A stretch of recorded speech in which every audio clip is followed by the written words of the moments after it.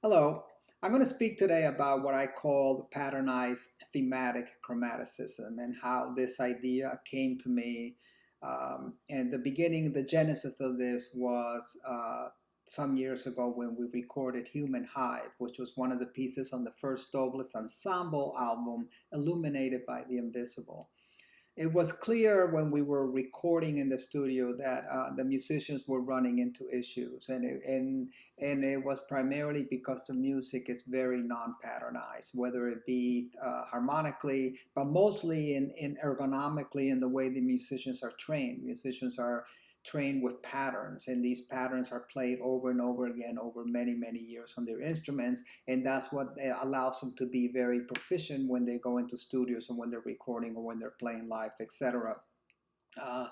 Time is of the essence unless you have an endless budget. So I started thinking, how can I achieve my goals here as a creator?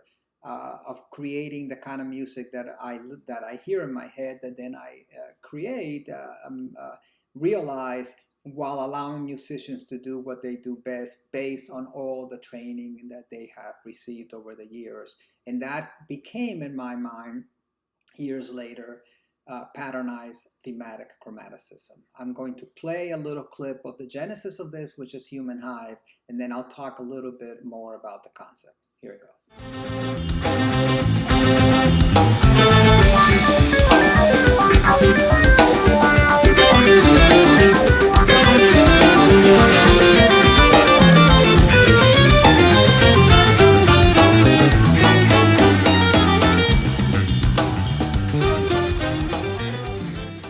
So what do I mean by patternized thematic chromaticism? So let's talk about the three elements.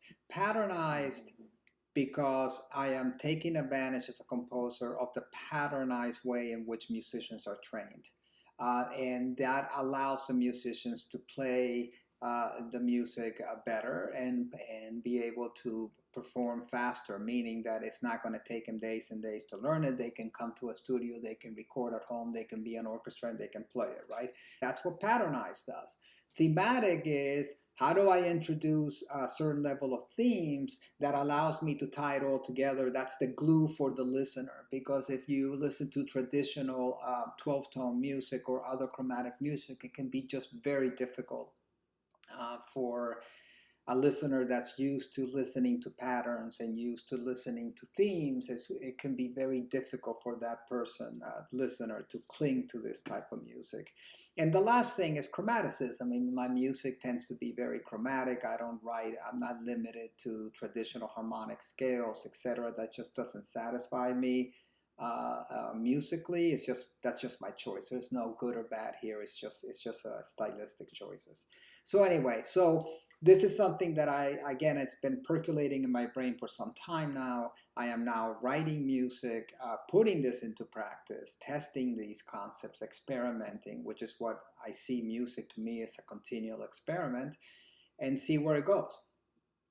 I will be back here with more examples of new clips of how this is turning into reality. And anyway, I hope you will find it interesting and or useful. And have a great day. Take care.